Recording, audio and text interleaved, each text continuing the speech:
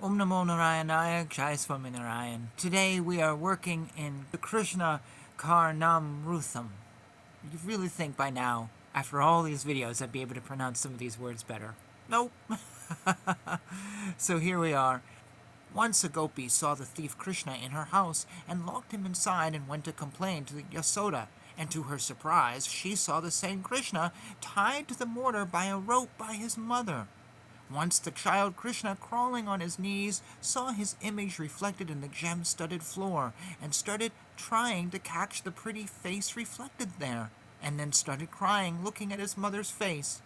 Let us be made holy by Krishna lifting the mountain with a smile, who is being seen with joy by Yasoda, with long passion by Gopa maidens, who is being seen with suspicion by Indra, and with flowers by the sages, who is being seen with sorrow by Mother Earth, and with jealousy by Gopa boys, and is being seen by citizens with mercy and with joy by all others. Let the learned ones who are experts in epics search within the cave of their mind for the God who is a divine concept, but we would prefer to drown in the sea of nectar-like stories of the childish pranks of the son of Yasoda, a Gopa damsel who went to sell milk and products with her mind completely immersed in Krishna, losing her normal sense. Instead of shouting milk curd, shouted Govinda, Damodara, and Madhava. There are only three places where Krishna, the elephant, can be tied, and they are the mortar, the mind of the sages, and the pretty chest of the Gopa maidens.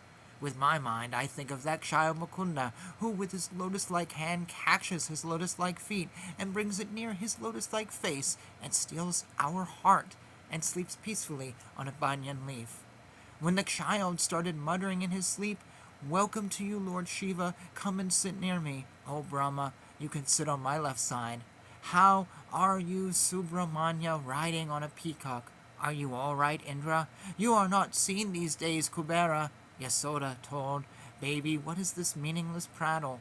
and did rituals to protect the baby and let those protect all of us. "Mother, what lord of Yadus, give me a cup. What is the need to drink milk? No, it is not now. When is the time? At night. When is night? When it is dark."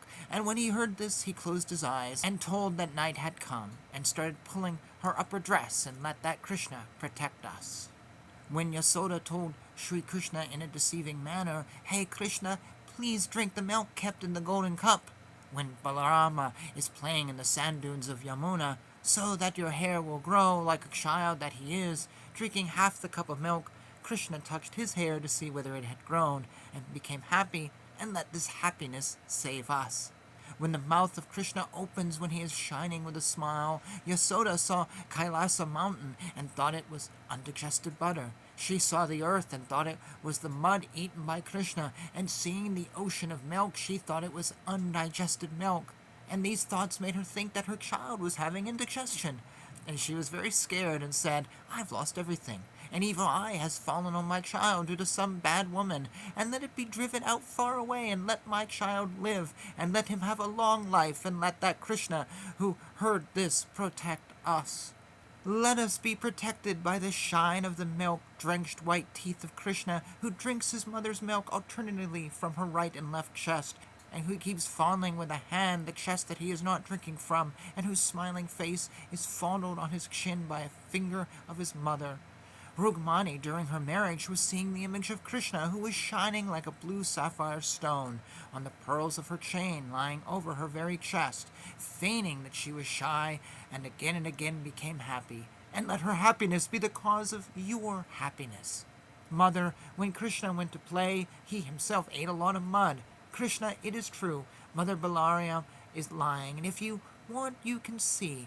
And that mother saw all the worlds in the open mouth of her child, and let that Krishna, who surprised his mother, thus protect us. Rohini gave birth to the sapphire, which is in between the chest of the gopis. Due to her anger, that one of her co-wives among the stars, Shasti, gave birth to a pearl. The doe-eyed lady, seeing the image of Krishna who was dancing and playing on the pillar made of pearls and gems, thought it too another Krishna, and divided the butter in her hand in two halves.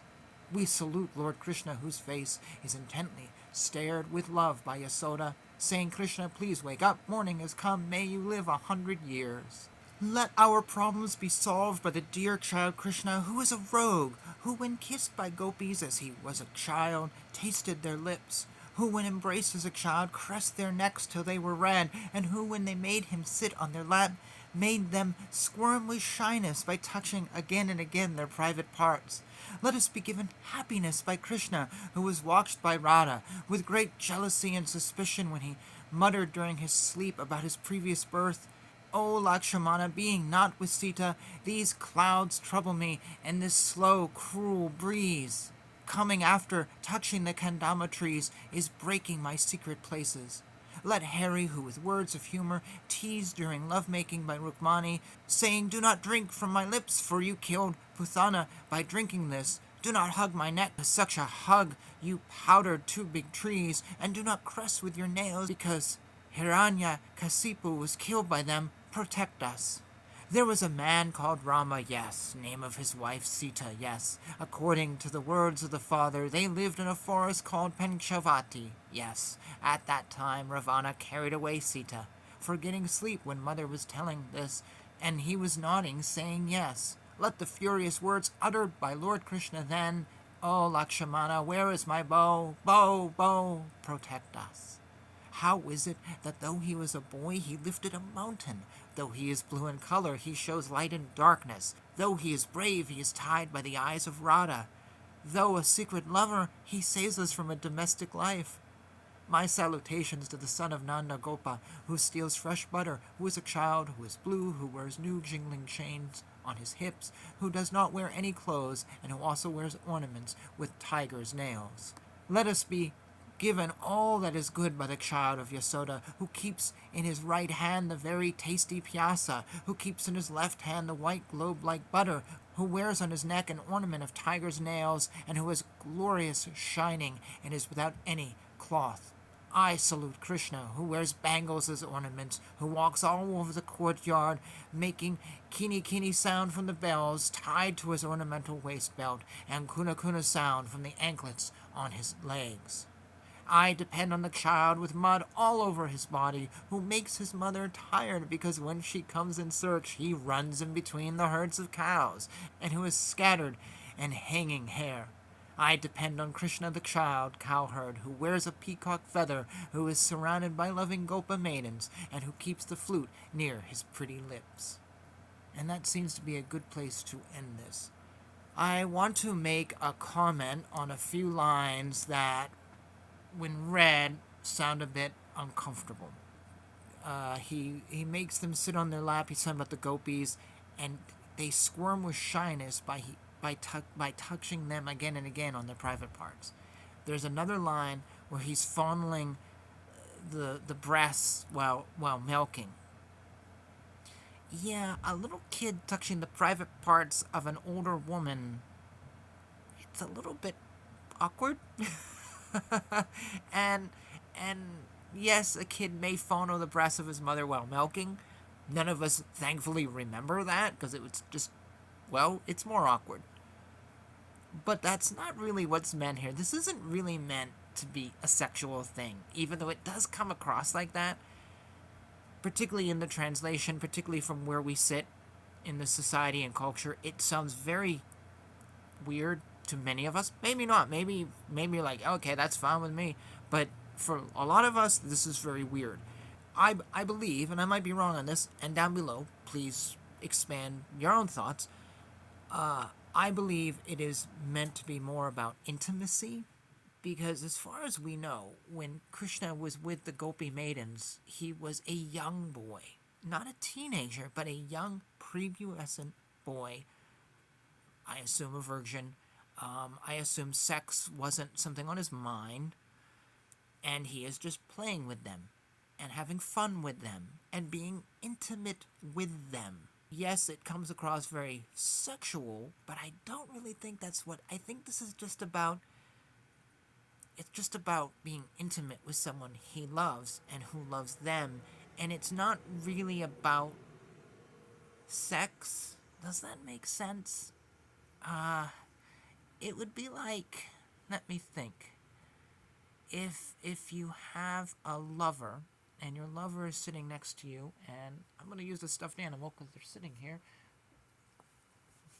Grover, and you're just touching your lover. I know this is a little weird, but if you're just touching your lover, maybe you're watching TV, it's sexual, but it isn't really sexual. You're not going to go bang afterwards. You're just going to go to bed, or maybe you're going to go off someplace. But you're just holding each other's hands, or, or whatever, drawing pictures on their tummy. It's an intimacy thing, and I really think that's what this is about. It's not about carnal things. It's just about being intimate with someone you care about very deeply. I make note of these things, which might be obvious to some of you watching this video, but I believe to others it may not, and I believe it's very easy to just see that line and go, what the hell is this? So I like to mention this stuff, even though it's probably not necessary for many of you, but I think it's good to remind ourselves of the context of what some of this is. So that being said, thank you for watching. Thank you, Grover, for your spontaneous contributions. And until next time, Hare Krishna, Jai Shri Krishna, Hare Krishna, Krishna Krishna, Hare Hare, Hare Rama, Rama Rama, Hare Hare.